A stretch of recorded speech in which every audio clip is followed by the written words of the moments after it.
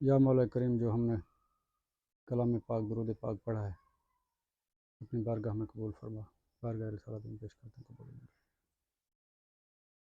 محمد کرام صاحب کرام تابعین تبع تابعین شہداء صالحین انسان نقشبند قادر رسول ہو جیسے خصوصاً بالخصوص یا مولا کریم، اس بزرگ کی بخشش فرما، اس کے صدقے ہمارے کام میں معاملات میں آسانیاں پیدا فرما۔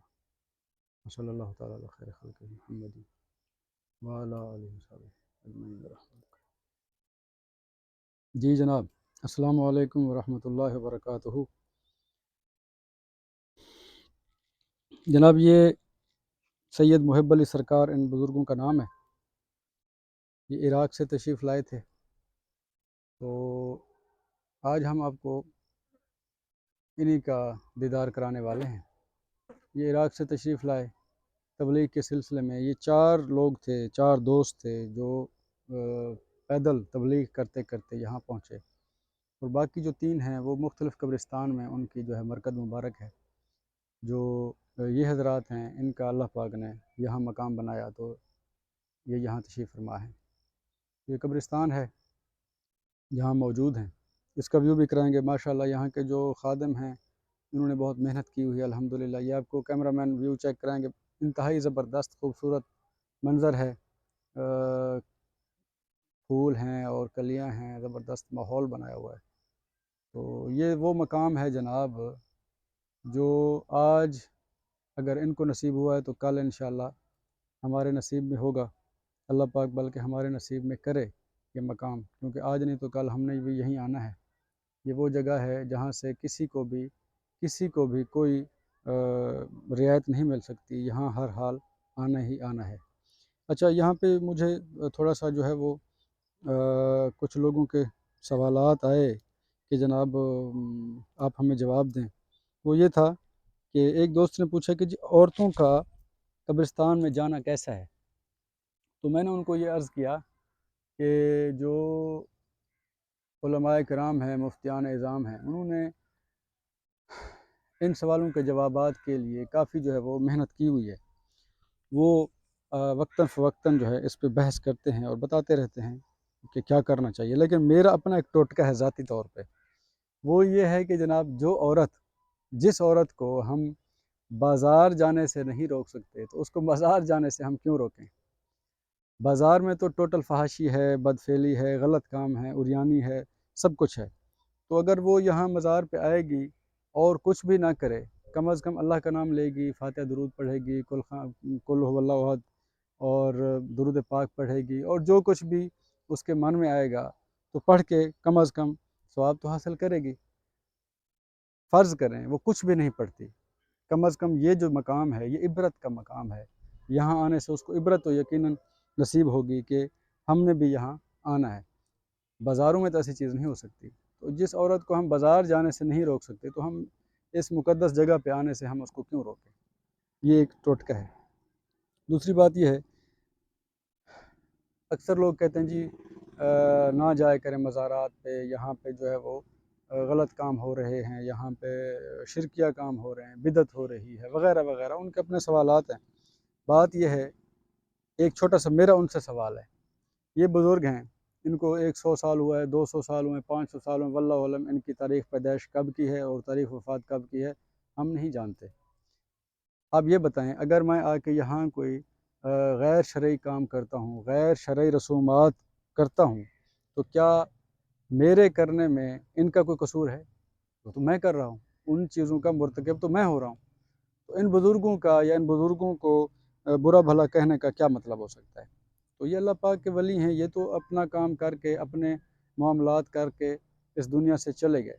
اب جو ہے ان کی جو ہے مزارات پہ حاضری دینے کا مقصد صرف اور صرف یہی ہوتا ہے کہ اللہ پاک ہم سے راضی ہو، اور اللہ پاک کے جو پاک حبیب ہیں انہوں نے جو ہمیں سبق دیا ہے، نبی پاک علیہ الصلوۃ والسلام نے ہمارے لیے جو نصیحت وصیت فرمائی ہے، ہم نے اس پہ عمل کرنا ہے۔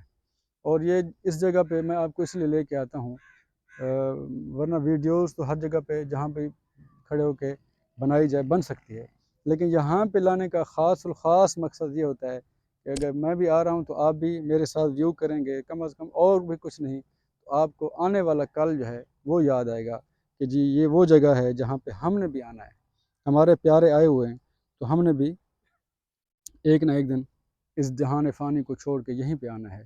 یہ وہ مقام ہے جو ہمارا اصلی گھر ہے۔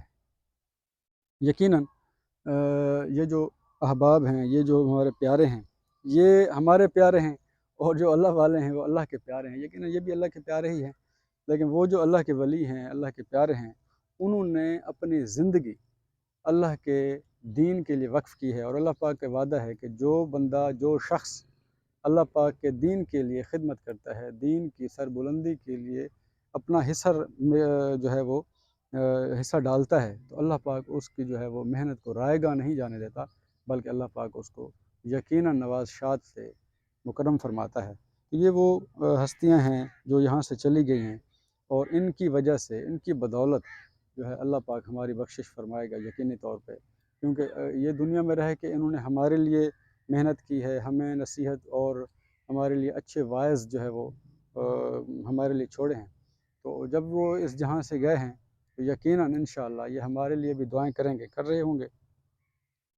ہمارے حاضری دینے کا مقصد صرف اور صرف یہی ہے کہ ہم آپ کو دکھانا چاہتے ہیں کہ جناب یہ جو جگہ ہے، یہ کوئی عام جگہ نہیں ہے، بلکہ نصیب والوں کو یہ میسر ہوتی ہے۔ اللہ پاک ان کو عطا فرماتا ہے جن کا نصیب ہوتا ہے۔ موت تو برحق ہے، موت نے ایک دن آنا ہے، موت کی جو ہے وہ کوئی تخفیف نہیں ہے۔ اس نے 100 سال بندہ جیے، 200 سال جیے، ایک دن تو مرنا ہے۔ موت میں کسی قسم کا کوئی شک نہیں ہے، لیکن کفن میں اور دفن میں کہتے ہیں کہ شک ہے، پتہ نہیں قبر نصیب ہوتی ہے کہ نہیں ہوتی۔ اللہ کرے قبر نصیب ہو، کیونکہ قبر کا نصیب ہونا بھی اللہ پاک کی نعمتوں میں سے ایک نعمت ہے۔ دوسری بات یہ ہے، جو لوگ اس بات کا اظہار کرتے ہیں کہ جی فاتحہ پڑھنا یا یہاں پہ آنا، یہ قبریں چاٹنا وغیرہ وغیرہ، یعنی مختلف الزامات لگاتے ہیں، تو قبریں چاٹنا نہیں ہوتا میرے بھائی۔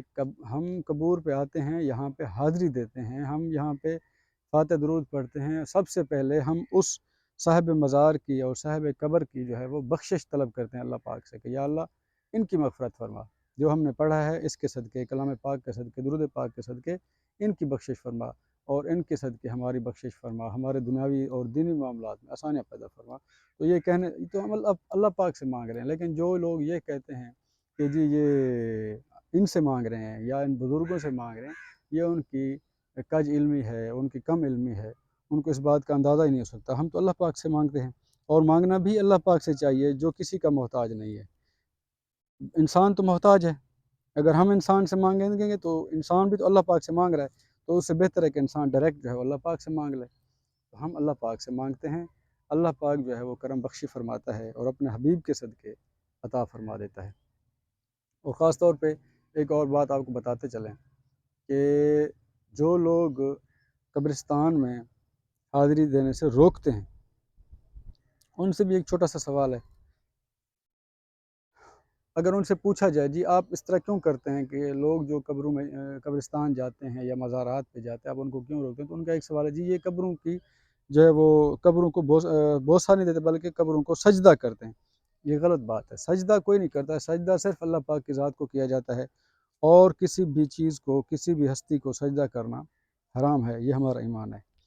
تو یہ سب چیزیں جب ہوتی ہیں تو پھر اس کے باوجود ہمارے جو عقیدہ ہے، ہمارا جو مسلک ہے، اس پہ باتیں بنانا، اس پہ جو ہے وہ تنقید کرنا، اس کو جو ہے ہمارے اس معاملات کو جو ہے وہ تنقید کا نشانہ بنانا، تو یہ غلط بات ہے۔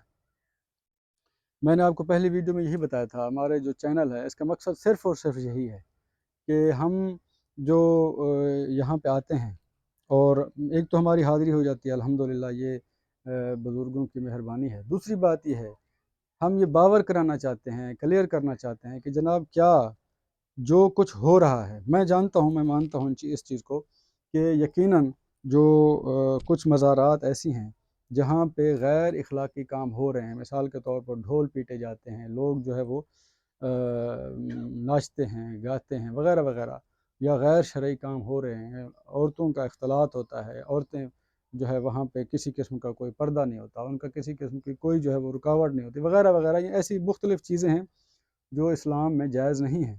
تو ایسی چیزیں اس ہمارے چینل کا مقصد بھی یہی ہے کہ ہم آپ کو وہ چیز بتائیں کہ جناب یہ جو چیزیں ہو رہی ہیں یہ ہمارے مذہب کے خلاف ہیں، ہمارے اسلام کے خلاف ہیں، ہمارا جو ہے ہمارے معاملات سے ان کا کوئی تعلق نہیں ہے۔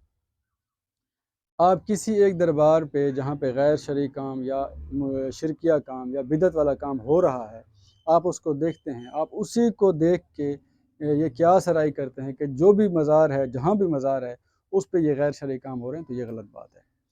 ہمارے بزرگوں کے ایسے مزارات بھی ہیں، میں نے آپ کو پچھلے دنوں ویو کرایا تھا کہ جہاں پہ 24 گھنٹے الحمدللہ قرآن پاک پڑھا جاتا ہے اور پڑھایا جاتا ہے، اور ایسی مزارات بھی ہیں جہاں پہ الحمدللہ 24 گھنٹے اللہ پاک کا ذکر ہوتا ہے، اللہ پاک کے محبوب پہ درود و سلام کی جو ہے وہ گجرے پیش کیے جاتے ہیں، تو یہ بھی تو ہماری مزارات ہیں۔ تو آپ کو وہ کیوں نظر نہیں آتی؟ یہ کیوں نظر آتی ہیں جہاں پہ جو ہے وہ غیر شرعی کام ہوتا ہے؟ جہاں ہم روک سکتے ہیں، جہاں ہمارا بس چلتا ہے، ہم ان کو روکنے کی بھرپور کوشش کرتے ہیں، لیکن کچھ جگہیں ایسی ہیں جہاں ہمارا بس نہیں چلتا، پھر جو ہے وہاں پہ دکھا دیتے ہیں کہ جناب یہ کام ہو رہا ہے جو غیر شرعی کام ہے، لیکن اس پہ یہ جو ہے وہ چونکہ لوگ حاوی ہیں، بعض اوقات ان کی جو ہے وہ مسلط ہوتے ہیں ایسے لوگ جو گدی نشین بھی ہوتے ہیں، جو مجاور بھی ہوتے ہیں، لیکن وہ ان معاملات میں خود ملوث ہوتے ہیں، تو اس میں پھر جو ہے ہمیں سارا کچھ کرنے میں اور ان کو روکنے میں، اس طرح معاملات چلانے میں دقت ہوتی ہے۔ لیکن جہاں پہ ہمارا بس چلتا ہے اور جہاں پہ ہم جو ہے وہ کر سکتے ہیں، اور یہ بات نہیں ہے کہ ہم ان کے مجاور جو ہیں، یہ خادمین ہیں یا جو سجادہ نشین ہیں، جو کچھ بھی ہیں، ان کو روکتے نہیں ہیں، ایسی کوئی بات نہیں، ہم اپنا فرض پورا کرتے ہیں۔ یہ اور بات ہے کہ وہ اس میں جو ہے وہ سستی کرتے ہیں، یا سستی جو ہے اپنے معاملات میں جو ہے وہ اچھا اہتمام نہیں کرتے۔ اس میں بھی ایک ریزن ہے، وہ یہ ہے کہ ان کے جو ذاتی مفادات ہیں یا دنیاوی مفادات ہیں، خاص طور پہ نذرانہ، خاص طور پہ ان کو جو ہے وہ تحفے تحائف مل رہے ہوتے ہیں، تو اس حوالے سے ان کے منہ بند ہوتے ہیں، اس لیے وہ حقیقت چھپاتے ہیں۔ لیکن ہم جو ہے ہم نے یہ سلسلہ شروع کیا ہوا ہے، وہ صرف اور صرف یہی ہے کہ کسی کا ایمان بچ جائے، تو الحمدللہ کوشش تو یہی ہے کہ اللہ پاک کے کرم نوازی اور کرم بخشی کے ساتھ جو کام غلط ہو رہا ہے، ہم نے وہ بتانا ہے آپ کو کہ یہ کام غیر شرعی ہے، اور غیر شرعی کام جو ہے وہ اس کا اسلام سے کسی قسم کا کوئی تعلق نہیں ہے۔ لیکن جو کام شریعت کے مطابق ہو رہا ہے، دربار شریف پہ بیٹھ کے ایک بندہ قرآن پاک پڑھ رہا ہے یا درود پاک پڑھ رہا ہے یا بیٹھ کے حاضری دے رہا ہے، سورۃ اخلاص پڑھ رہا ہے، تو اس میں تو الحمدللہ کسی قسم کی کوئی غلط بات نہیں، بلکہ یہ الحمدللہ اچھی چیز ہے۔ اور دوسری بات یہ ہے کہ جو آپ کو بتایا تھا کہ جو تکریم ہے، احترام ہے، قبور کو سجدہ حرام ہے، لیکن ان کا احترام جو ہے وہ لازم ہے۔ ہم قبر کوئی بھی ہو، کہیں بھی ہو، کسی عام بندے کی ہے یا خاص بندے کی ہے، ہم نے اس کا احترام کرنا ہے تاکہ ہمارا پاؤں اس پہ نہ جائے۔ اگر کوئی جانور یا کوئی ایسی چیز یا کوئی معاملات ایسے ہو رہے ہیں جس سے قبر کی بے حرمتی ہو رہی ہے، تو یہ آپ کا بھی فرض ہے اور میرا بھی فرض ہے کہ اس کو بے حرمتی سے بچا سکیں۔ فی الحال اجازت چاہیں گے، اللہ پاک آپ کا حامی و ناصر ہے۔ انشاءاللہ اگلی ویڈیو میں آپ سے ملاقات ہوگی۔ یہ میرے کیمرہ مین آپ کو مزار شریف کی زیارت کروائیں گے۔ یہ محب علی سرکار ہیں جو آپ کو بتایا تھا، یہ عراق سے تشریف لائے تھے، لیکن ان کی جو ہے وہ مزید ہسٹری کا نہیں پتہ کہ یہ کون ہیں، کہاں سے آئے ہیں، اور ان کا تاریخ پیدائش کب ہے، تاریخ وفات کب ہے۔ یہ جو مقامی لوگ ہیں، جو خدمت گار ہیں، ان سے ہمیں یہ معلوم ہوا ہے کہ ان کا نام محب علی سرکار ہے اور یہ عراق سے تشریف لائے ہیں، اور ان کا یہاں پہ یہ مرکز مبارک ہے۔ اللہ پاک آپ کا حامی و ناصر ہو۔ آخر میں ایک آپ کو وظیفے کا تحفہ دیتے چلیں۔ اگر کسی کو بلڈ پریشر کا مسئلہ ہو، اگر کسی کو بلڈ پریشر کا مسئلہ ہو اور علاج کر کر کے وہ تھک چکا ہو، تو اس کا ایک بہترین قرآن پاک سے وظیفہ آپ کو شیئر کرنے لگا ہوں۔ وہ پڑھیں گے، پانی پہ دم کریں گے اور پانی جو ہے وہ پی لیں گے، تو انشاءاللہ تعالی اللہ پاک آپ کو بلڈ پریشر کی جو مرض ہے اس سے چھٹکارا نصیب فرمائے گا۔ بسم اللہ الرحمن الرحیم۔ وَإِذَا مَرِضْتُ فَهُوَ يَشْفِينِ وَإِذَا مَرِضْتُ فَهُوَ يَشْفِينِ۔ یہ آیت طیبہ ہے قرآن پاک کی، آپ نے اس کو 111 مرتبہ پڑھ کے، پانی ہو مٹی کے برتن میں پانی آپ نے رکھنا ہے، پیالے میں یا لوٹے میں یا گلاس میں جو مٹی کا ہو، اس میں پانی بھر کے رکھنا ہے، اور یہ تسبیح پڑھنی ہے 111 مرتبہ۔ اس کے بعد اول آخر درود شریف پڑھ کے آپ نے اس کو دم کر دینا ہے۔ دم کرنے کے بعد آپ پانی استعمال کریں گے، انشاءاللہ 11 دن کے اندر اندر اللہ پاک آپ کو بلڈ پریشر کے مرض سے شفا کامل عطا فرمائے گا۔ السلام علیکم ورحمۃ اللہ وبرکاتہ۔